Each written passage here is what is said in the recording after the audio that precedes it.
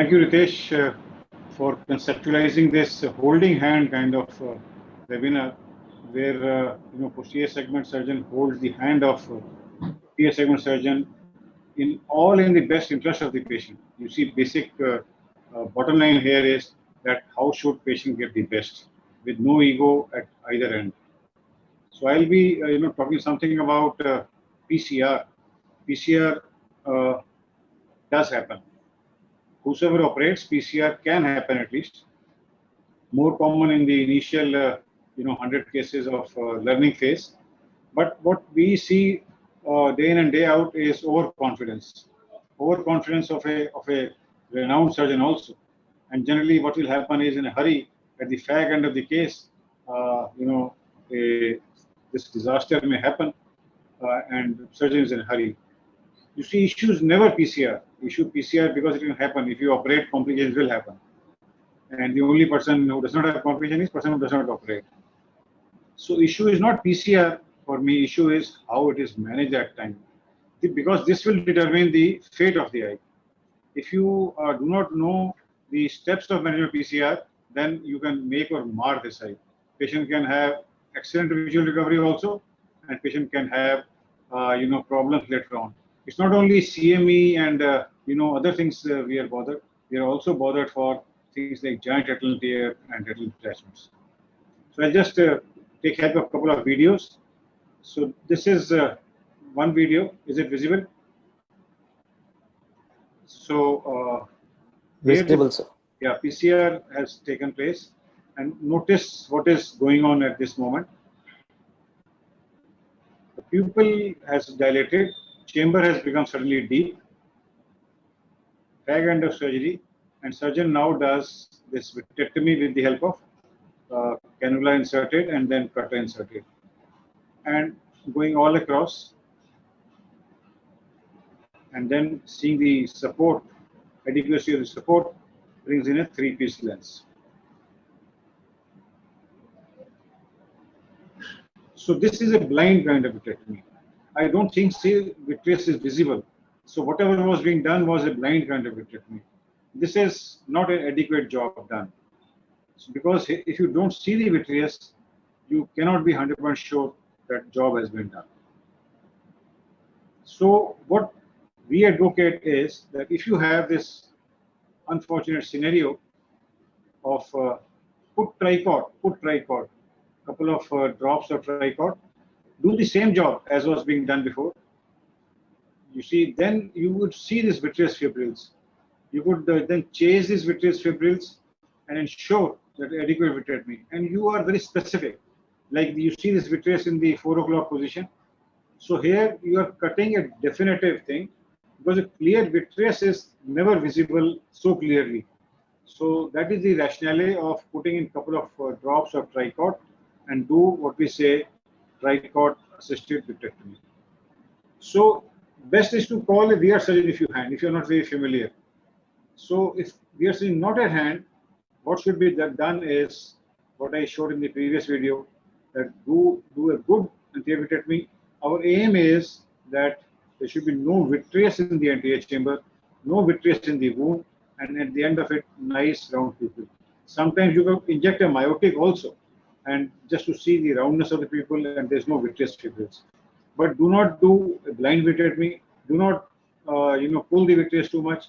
You should have a good cutter which has the purpose of cutter should not be only suction, because normally you see a cutter surgeon may have only a old cutter which may suck more and cut less. So that is not the thing. Best would be to call a VR surgeon if he is available. He could do a definitive job and a good job.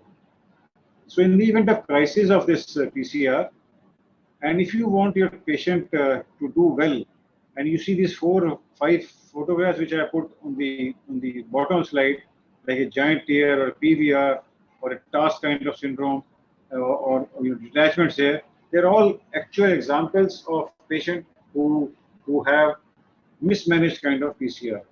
You see the upper video with what you see. This video also illustrates if the nucleus or the cortical matter goes down, then I think you should not chase that. do not do this heroic measures of putting vectors inside the AC and complicating the matters.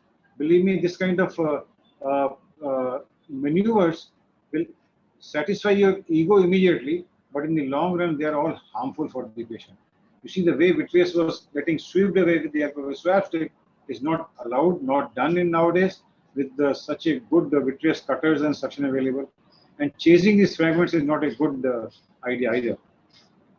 So if you want to manage the patient well, if you want your patient to do well, if you do not want this complication, do not want CME detachments later on, respect the vitreous. And respect the vitreous by doing proper vitrectomy or call in a vitreous surgeon to manage the job.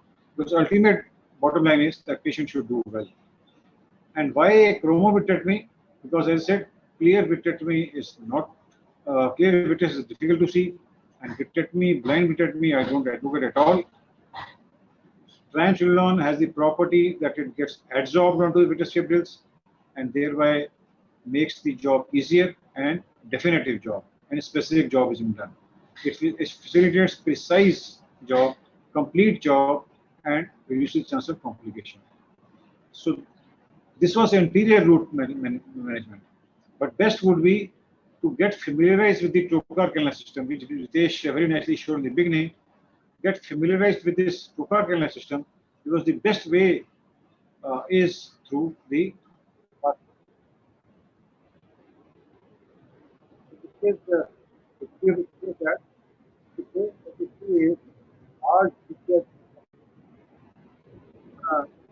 nine kind of testing being done.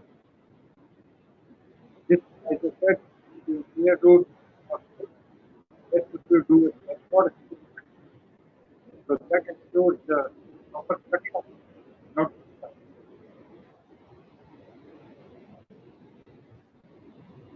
because there was this animated video which is available on the YouTube by Dr. Vasavada, which shows that if you do the superior, the red color vitreous is drawn back from the vent. So vent remains hollow inside. However, you pull the vitreous from the anterior root. So red color thing is being pulled from the chamber. And what is happening? Here becomes ragged and enlarged. So, hence the rationale of doing it from the pars-plana route. So this case exemplifies what I was trying to say. So here the anterior segment surgeon has done rhexis, the rhexis has gone haywire, but is still confident and determined to take out this lenticular matter, which is really soft in consistency. So he still tries, but he's not sure. So therefore, a posterior segment surgeon is now called upon. He makes this 3 ports trocar cannula, which Ritesh had shown, and which I feel should be mastered by every cataract surgeon also. It's not difficult, believe me. Everything is a mind block. So now he enters from the pars-plana and does the, removes this lenticular matter, and vitreous also is being cut.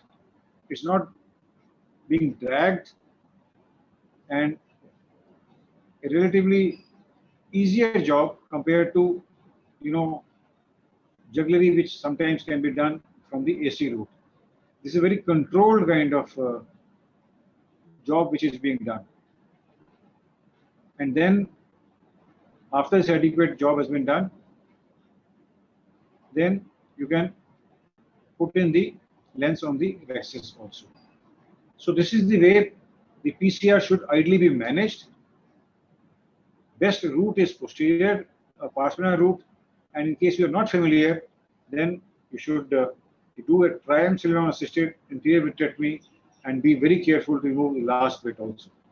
So PCR from the limbus route has advantages, and PCR from the anterior segment route has a lot of disadvantages.